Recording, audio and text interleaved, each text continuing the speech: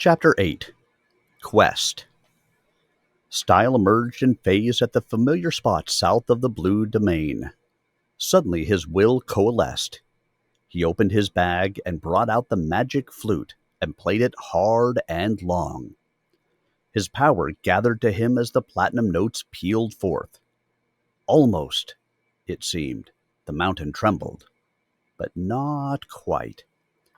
This instrument was the finest he had played, but he knew he could not keep it when he found the person who could play it better than he.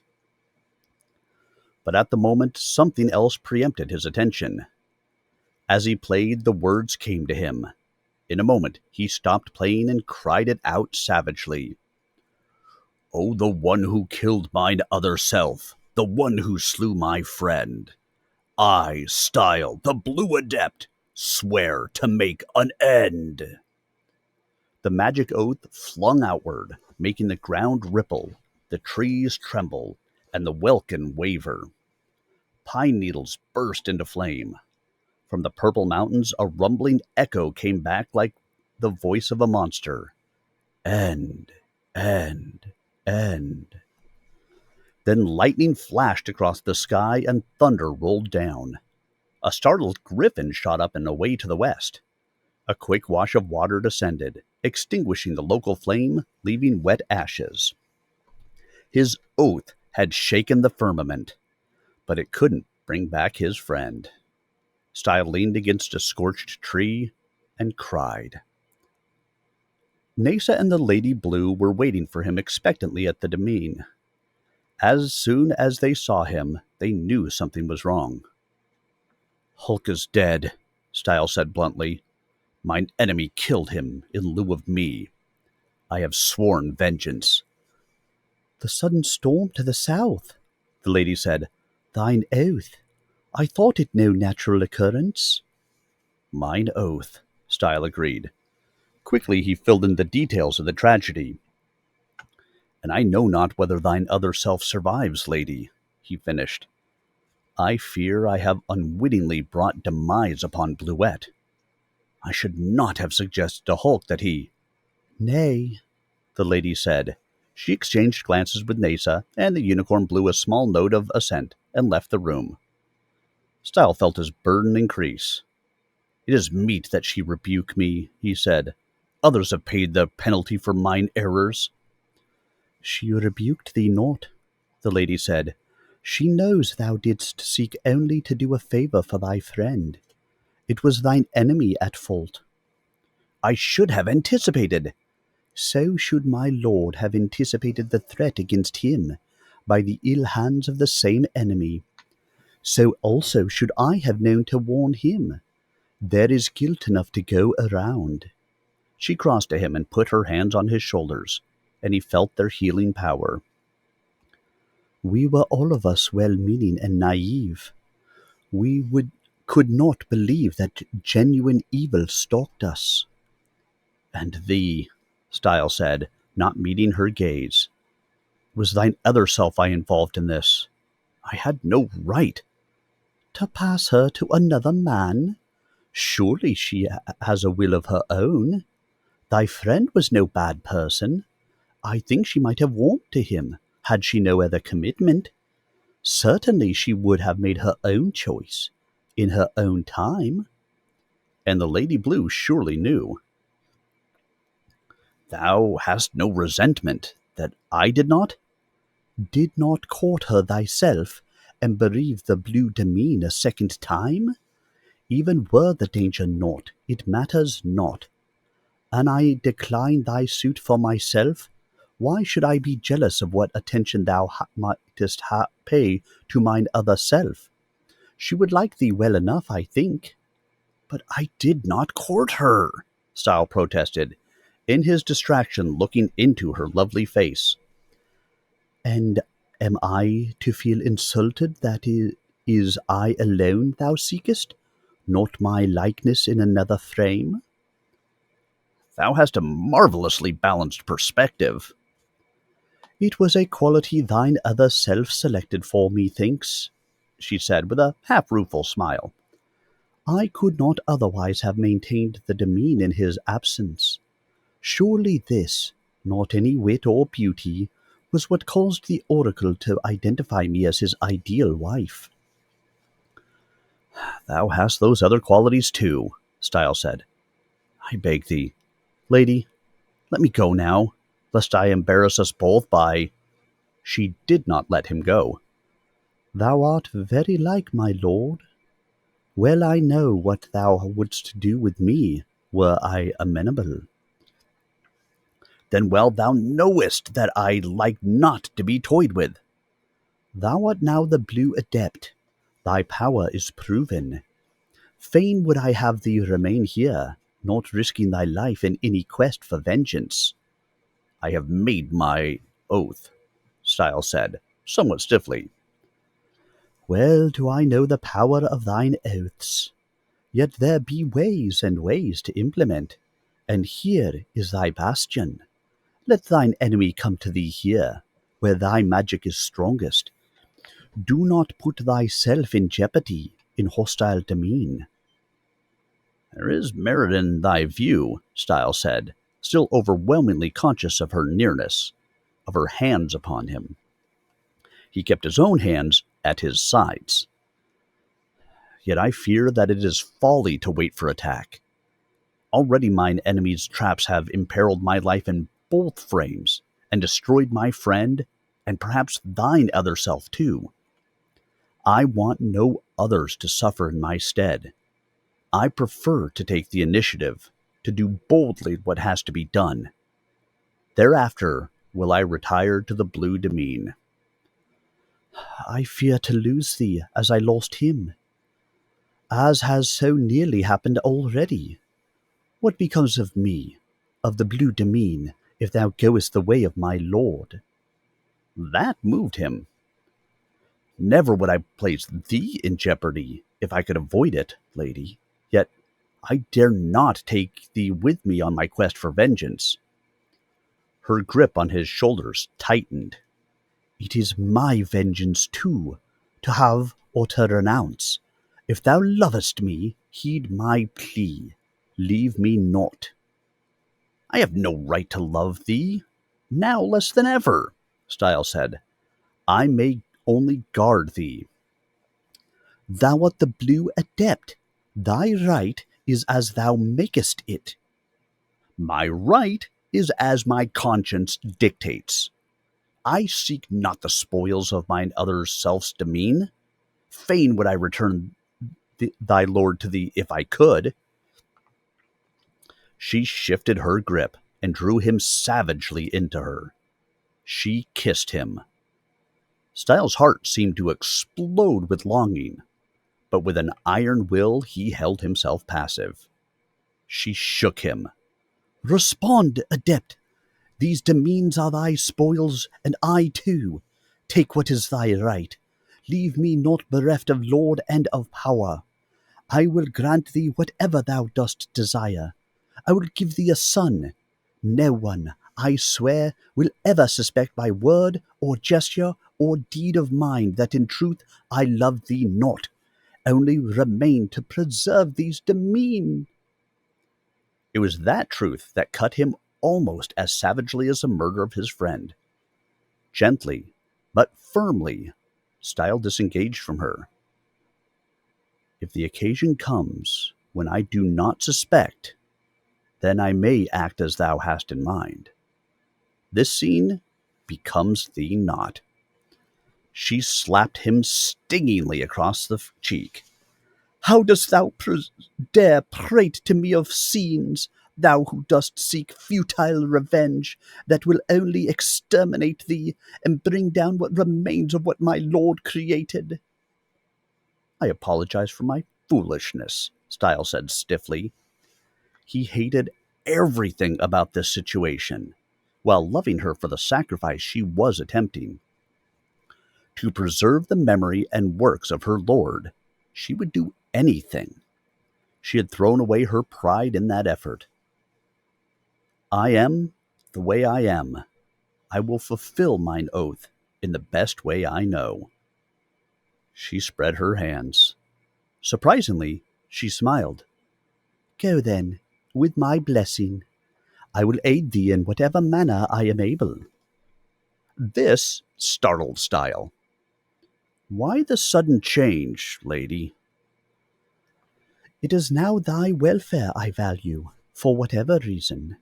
If I cannot preserve thee from thy folly my way, I must help thee do it thy way. Ever was it thus in these demesne?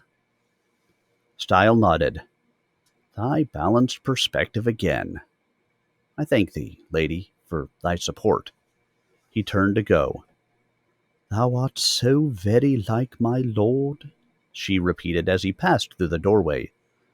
Nor wiles, nor logic, nor rages could move him iotas from his set course, when honour was involved.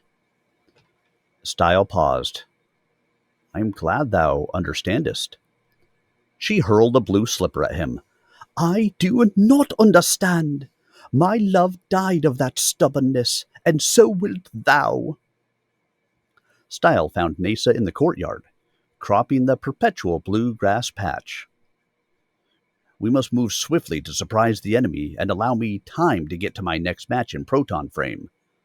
But I dare not leave the lady unguarded, especially in her present mood. Without Hulk, Nasa tooted reassuringly, led the way outside.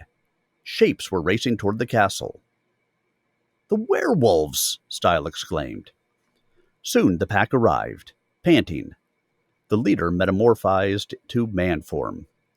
It was Stile's friend, Curlgeyer, wild-haired and scarred, but trustworthy. The pack greets thee, Adept. I have need of thy assistance, Stile said. But how didst thou know? No, we know nothing, the werewolf said. We but came to visit our oath friend, the mayor. But Nasa and I are leaving, Stile protested. Then shall we be forced to take advantage of the hospitality of thy demesne to await her return? Can a pack do less for an oath friend? Stile understood. Nasa had somehow summoned the pack, all of whose members had sworn an oath of friendship with her, and they would guard the blue domain during his absence. An adept enemy could get around such a defense, but not easily. Who would voluntarily tackle a full pack of werewolves? The Lady Blue would be as safe as she reasonably could be, for the duration.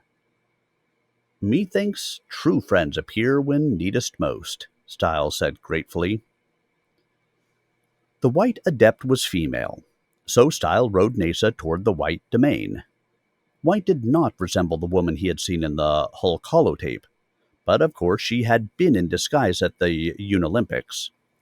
So he would go and defy her to show him her true form, establishing at one stroke her guilt or innocence. Armed with a platinum flute, he felt he could successfully brace the adept in her own domain. Nasa knew the way. Stile slept on her back, refreshing his strength. He knew she would protect him well, and this approach would be less obvious than the use of magic. It was also a salient principle in Phaze. Do not waste magic. He would use one of his rehearsed spells to travel away from the White Domain, if hard-pressed, instead of expending it unnecessarily now. It was good to be with Nasa for another reason. Stile was sick at heart, angry about his ludicrous loss of a game in the tourney, guilty for Hulk's brutal demise, and disturbed by the Lady Blue's attempt to seduce him away from his purpose. He needed to sort out his feelings and get them settled, and he needed the solid support of an understanding person. Nasa was that person. She did not have to say a word or play a note.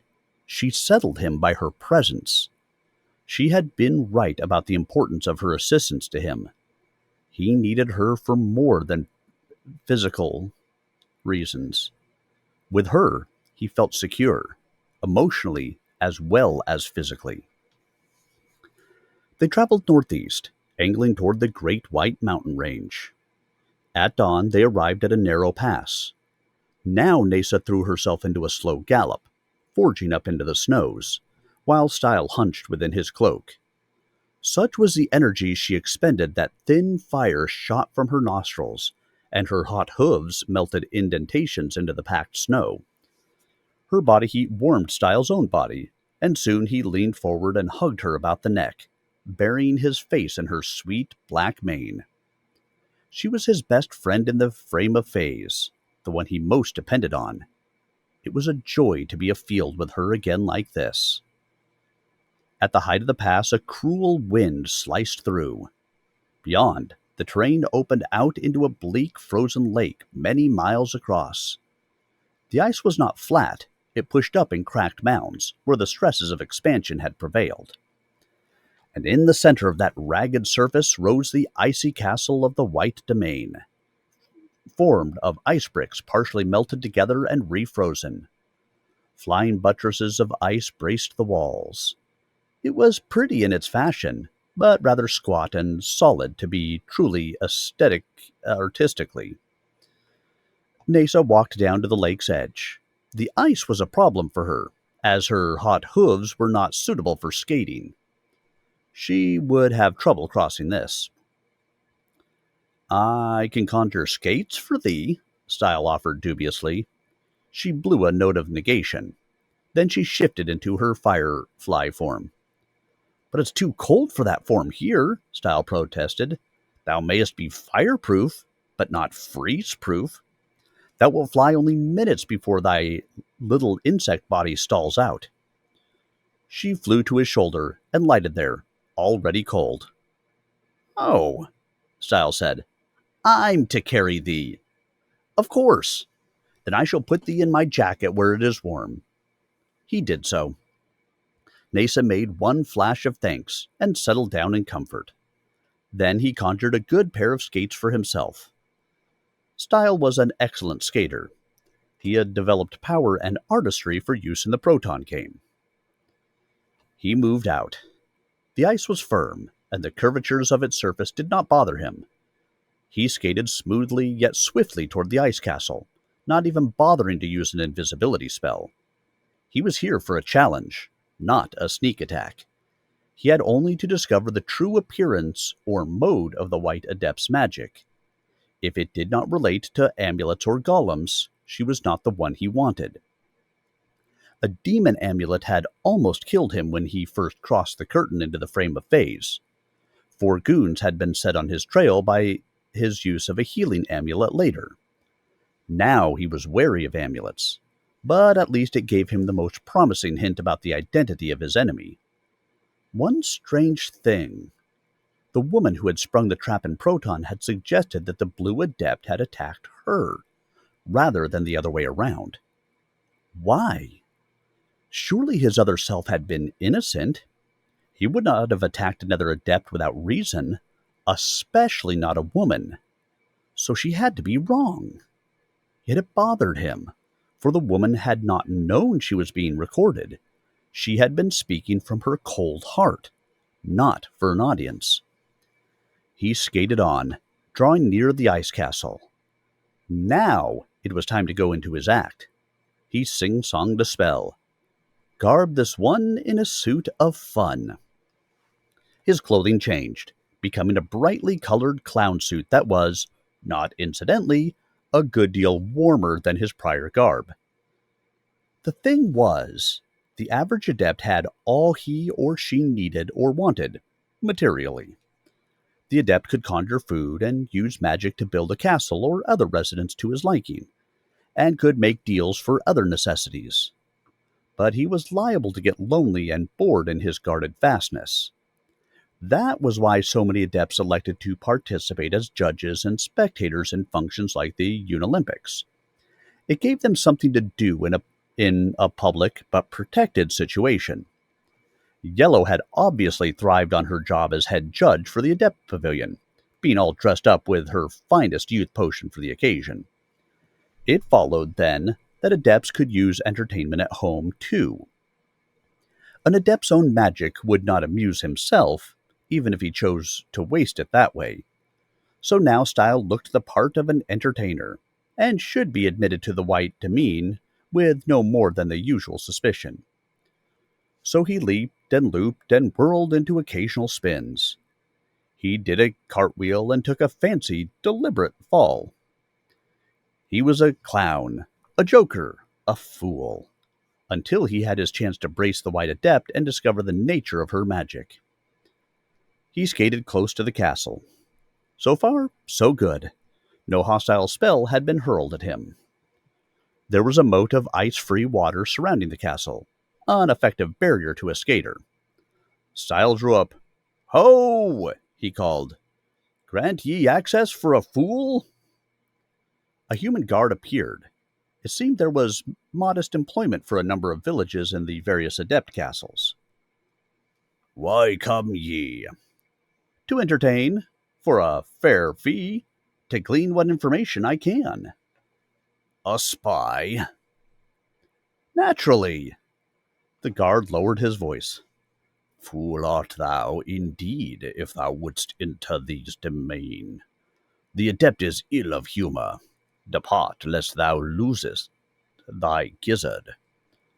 "I thank thee for thy warning," Stile said, "but I have come far, and must complete my mission. Do thou announce me to the adept, and let me take my chance." "On thy insecure head be it. I tried to warn thee."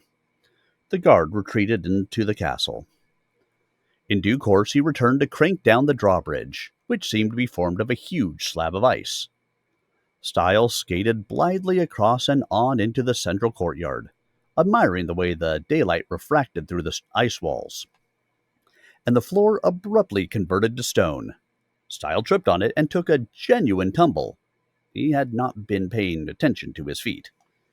He adapted his fall to an acrobatic roll in what he hoped was comical fashion, then removed his skates. Nasa did not reappear. She remained as a firefly, hiding in his hat. Stile knew why. Her conversion back to equine form would attract attention to him. Who but the Blue Adept, as the Platinum Elves had pointed out, rode a unicorn? But she would change in a hurry if it became necessary. He felt much more secure with her along. There were no special preliminaries.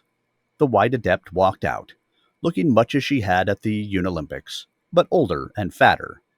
She had evidently used her magic only to improve her image moderately. "What hast thou got, churl?" she demanded irritably. "What dost thou want?" "I have a rare show of antics and prestidigitation," Stile said, making his voice comical too. "'Twill lighten thy spirit and make thee laugh. All I ask in return is the smallest of favours." "What smallest favour?" She was evidently used to panhandlers. Stile brought out a silver medal he had conjured in preparation for this moment. "This amulet, it is expended. I want it restored to provide me heat from the cold." "Amulets are not my business," she snapped. "Thou shouldst apply to her who makes them." So, it was a female adept who made the amulets. This was a valuable confirmation. "Once an amulet attacked me," he said. "Now must I take them second hand." "Attacked thee?" she chortled. "Surely served thee right. Very well. If thou dost perform amusingly, I will reward thee appropriately." "I thank thee," Stile said humbly. He was fully aware that she had made no significant commitment. That was not what he needed. Once she showed the form of her magic... "Get on with it, clown," White snapped, her mouth setting into solidified sourness. "Make me laugh." Stile went into his act. He had developed a Joker ritual as part of his proton game expertise, and he had considerable manual dexterity. He put on his stupid midget pantomime, trying to eat a potato that kept wriggling out of his hands, looking for a comfortable place to sleep, finding none, and getting tangled up in his own limbs, drawing scarves out of his ears, taking spills, and in general making a funny fool of himself. He was good at it, using no real magic, only stage magic, before a person who knew the difference. Though the White Adept tried to maintain a sour face, slowly it weathered and cracked. She evidently did not like peasants, and had deep satisfaction seeing one so aptly parodied. Also she, like many people, thought there was something excruciatingly funny about mishaps happening to a midget. In the end, she was laughing wholeheartedly. Stile completed his show. White sobered quickly. I like thee, fool. I believe I shall keep thee here for future entertainments. Honored Adept, I cannot stay, Stile said quickly, though he had expected something like this. All I want is mine amulet recharged. She frowned. Very well, fool. Give it here. She was up to something. Stile passed over the medal, braced for action. The White Adept laid the medal on the floor. She brought out a long-handled charcoal marker and drew a mystic symbol around it. When the figure was complete, she tapped it 5 times. Tap, tap, tap, tap, tap. The medal exploded into a dozen huge shapes. Ice monsters, translucent, with snowy fur and icicle teeth and blank ice ball eyeballs. The small fragments of metal seemed to adhere only to their formidable claws, nails that were literally nails. Cool this arrogant peasant in the cooler, coolies, she ordered, pointing at Stile. The monsters advanced on him. Stile tried to run out of the courtyard, but they leaped out to encircle him. Grinning coldly, they drew their noose tight. There would be no gentle handling here. Suddenly, Nasa flew out and changed to her unicorn form. She charged forward, spearing a monster on her horn, lifting her head and hurling the thing away to the side.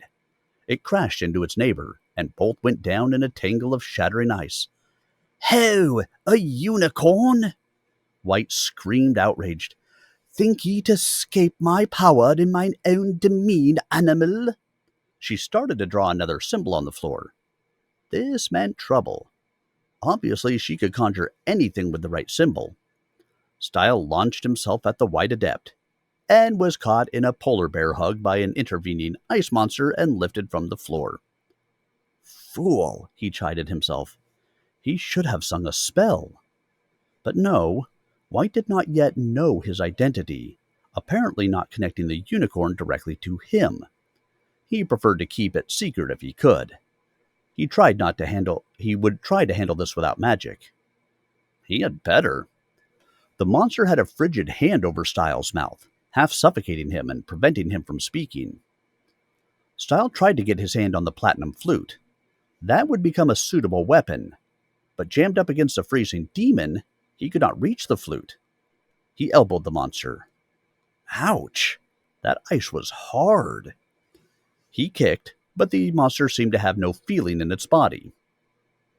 Stile could not throw the creature because he had no footing. Meanwhile, that terrible cold was penetrating his flesh. Nasa was busy routing the other monsters.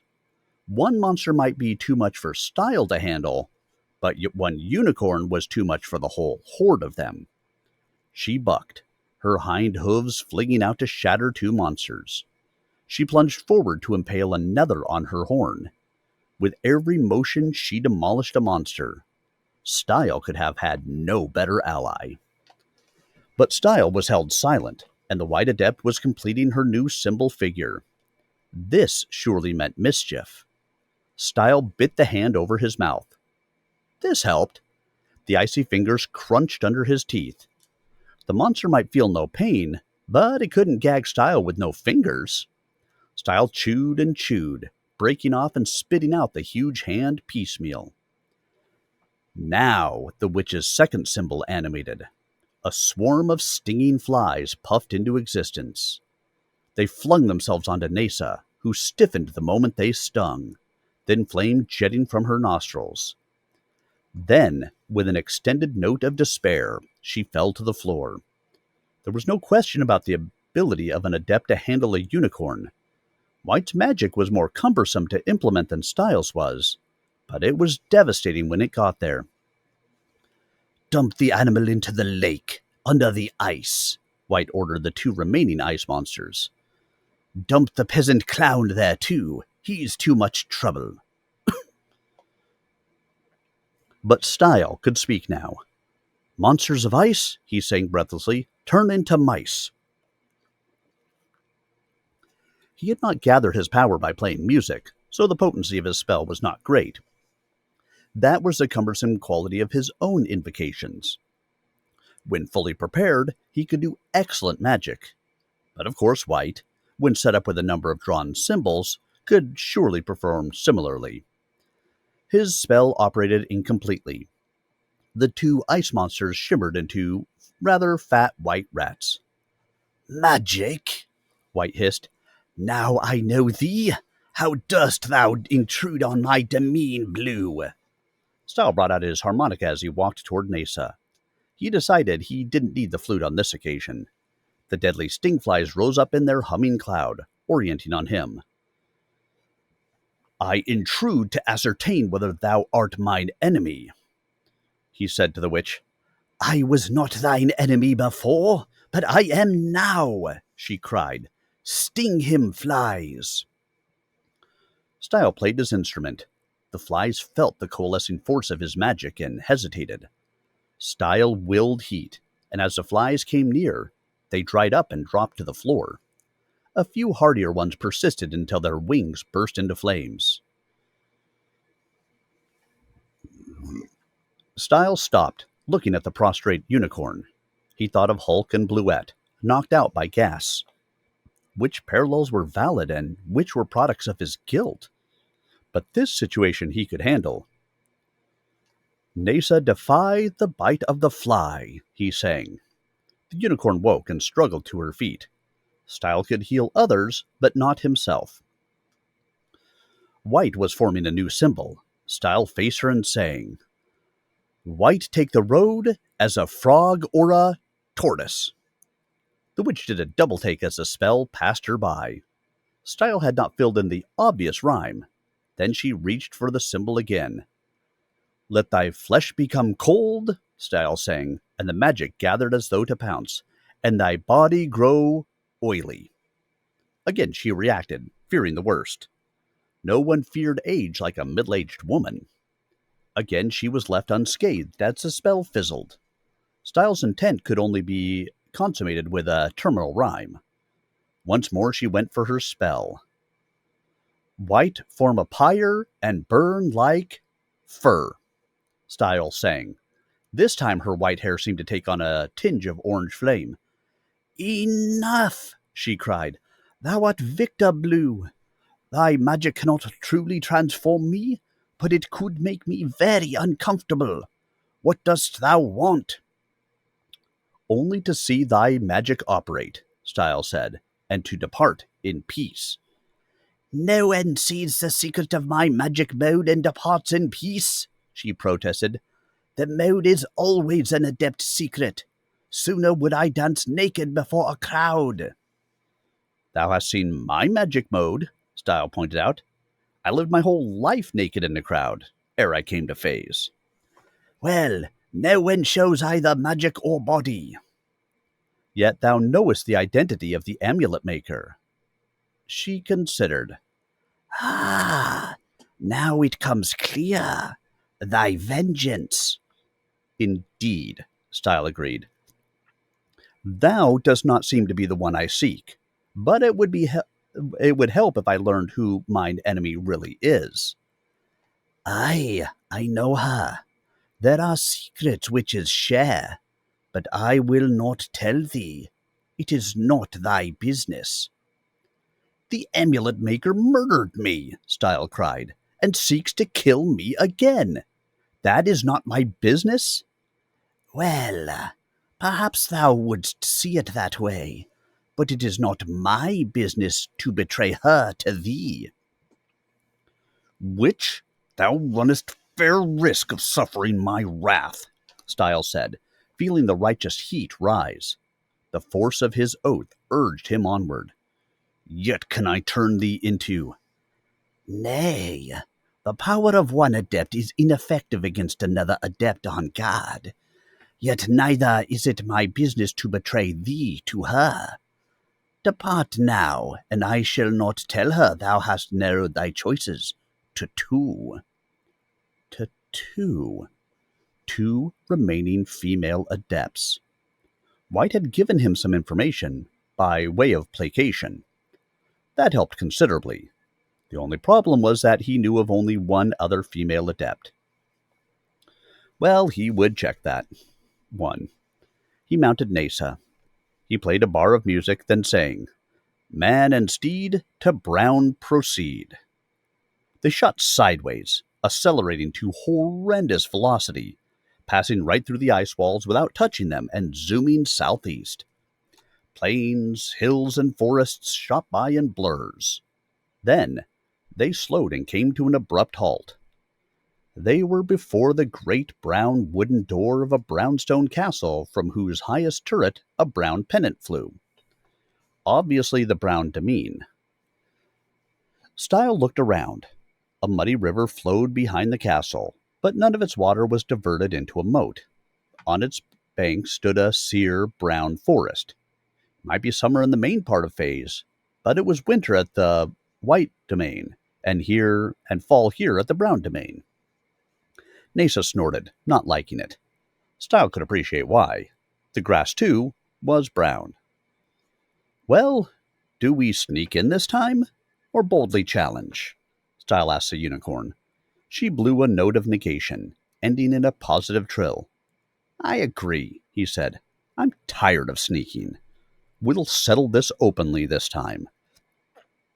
He wondered whether it was true that one adept could not directly enchant another adept who was on guard. That notion seemed to be giving him confidence, certainly. He faced the door and bawled in as stentorian a voice as he could manage. "Brown, come forth and face blue!" The huge door cranked open. A giant stood in the doorway. He was as massive as the trunk of an oak, and as gnarly. He carried a wooden club that was longer than Stile's whole body. "Go away, clown!" he roared. Clown. Oops. He was still garbed in that fool's suit. Well, let it be. He didn't want to mess with a nullification spell right now. Stile was used to dealing with men larger than himself. All men were larger than himself. But this one was extreme. He was just about 10 feet tall. If he swung that club, he could likely knock Stile off Nasa before Stile could get close enough to do anything physical. Unless he used the platinum flute as a lance or pike. But first he had to try the positive approach. "I want to meet the Brown Adept." The giant considered. His intelligence seemed inversely proportional to his mass. "Oh," he said. "Then come in." Just like that. Nasa trotted forward, following the giant. Soon they were in a large brownwood paneled hall.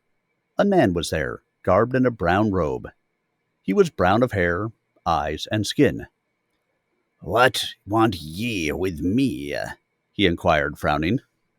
"Nothing," Stile said. "I want the adept herself." "Speak to me," the man said. "I am Brown." "Brown is a woman," Stile said. "Must I force the issue with magic?" "Thou daredst use thy magic in my demesne," the brown man demanded. Stile brought out his harmonica and played a few bars. "I dare," he said. "God, remove this man." Giants appeared, converging on Stile and Nasa. "I want these creatures swept," Stile sang quickly, "and bring the Brown Adept." It was as if a giant invisible broom swept the giants out of the hall. Simultaneously, an eddy carried in a disheveled, angry child. "Thou mean man," she cried. "Thou didst not have to do that." Stile was taken aback. "Thou art the Brown Adept?"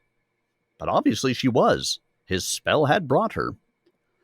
"If I were grown and had my full power, thou wouldst never be able to bully me," she exclaimed tearfully.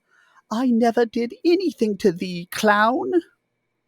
Appearances could be deceptive, but Stile was inclined to agree. Why would a child murder an adept who meant her no harm? Unless this was another costume, concealing the true form of the adept. I am here to ascertain that, Stile said. Show me thy true form. This is my true form, until I grow up. Now wilt thou go away, since thou art not a very funny clown? Show me thy true form of magic, Stile said. Art thou blind? Thou didst just make a jumble of all my columns. Columns. Thou makest the wooden men. She was settling down. What else? I used the brown wood growing outside, but most of these were made by the prior Brown Adept. He trained me to do it just before he died. A tear touched her eye. He was a good man. It is lonely here without him. Knowest thou not a wooden golem usurped the blue demesne? Stile demanded. Her cute brown eyes flashed. That's a lie. Golems do only as told. I ought to know. They have no life of their own. Like the robots of Proton. Only some robots, like Sheen and her sophisticated friends, did have consciousness and self-will. Thou hast sent no golem in my likeness to destroy me? Now she faltered, bobbing her brown curls about. I did not, but I have not been adept long. My predecessor? Stile filled in helpfully. That's the word, thanks. Predecessor. He might have. I don't know. But he was a good man. He never attacked other adepts. He just filled orders for them. Golems make the very most dependable soldiers and servants and things, and they never need feeding or sleeping or... So another adept could have ordered a golem in my likeness, Stile persisted, piecing it together. Sure, he made golems in any likeness, in exchange for other magic he needed, like a larder full of food or a get-well amulet. Stile pounced on that. Who traded him an amulet? Why, the Red Adept, of course. She makes all the amulets. Something was wrong. I met the Red Adept at the Unolympics. Red was a tall, handsome man. Oh, she was in costume then. They do that. Just as I tried to do with a golem when thou earnest. Sometimes strangers are bad to children, so Brown warned me not to reveal myself to intruders. I didn't know thou wert apprised I was a girl. It burst upon Stile with dismaying force. The costume! Not merely different clothing or appearance, but different sex, too. Child's play to produce the image of the opposite sex. In fact, Red could have done it without magic. Remove the mustache, lengthen the hair, put on a dress, and the Red he had seen was a woman. Remove the dress so that she was naked, and cover the hair with a skull cap. And it was a woman who had killed Hulk in the mine. How could he have overlooked that? Brown, I apologize, Stile said. A golem invaded my demesne, and I thought thee guilty. I see I was mistaken. I proffer amends. Oh, that's okay, she said, smiling girlishly. I haven't had company in a long time, but thou mightest put back my giants. Stile made a quick spell to restore the golems he had swept away. Is there aught else I can do for thee before I go? He inquired. Nothing much. I like thy unicorn, but I know they don't mess with other adepts or anybody. Only other thing I'm trying to do is grow a nice flower garden, but they all come up brown and dry. I don't want thy magic for that. I want to do it myself. Nasa blew a note. Stile dismounted and she shimmered into girl form. Unicorn manure grows magic plants, Nasa said. Gee, pretty ones? Brown asked, her eyes lighting. Like a Jack in the pulpit who preaches a real sermon, and tiger lilies who purr. Nasa had already changed back to her natural shape. She blew an affirmative note. Send one of thy golems with a cart and fork, Stile said. A giant who can haul a lot. Thou knowest where the herds roam? Brown nodded. I go there all the time to look at the pretty corns, she said wistfully, but I dare not get close to them. All girls liked equines, Stile remembered. He looked at Nasa, who nodded. If thou likest, Nasa will carry thee there this time, and tell her friends to give manure to thy golem. A ride on a unicorn? Brown clapped her hands with delight. Oh, yes, yes! Ride, then, Stile said, glad to make this small amend for his unkind intrusion here. I will meet thee there. The child mounted the unicorn somewhat diffidently, and they started off at the smoothest of gaits. Stile knew Nasa would not let Brown fall, and that her unicorn herd would acquiesce to the golem's acquisition of several loads of excellent manure, for such things were not denied to oath friends. Nasa had helped bail him out of mischief again, by making Brown glad for his visit. This had turned out to be the wrong adept, but the excursion had been worthwhile. Now, at last, he knew the identity of his enemy. He would not have time to brace the Red Adept after rejoining Nasa at the herd. He had to get back across the curtain for the next round of the tourney. But on his return to Phaze,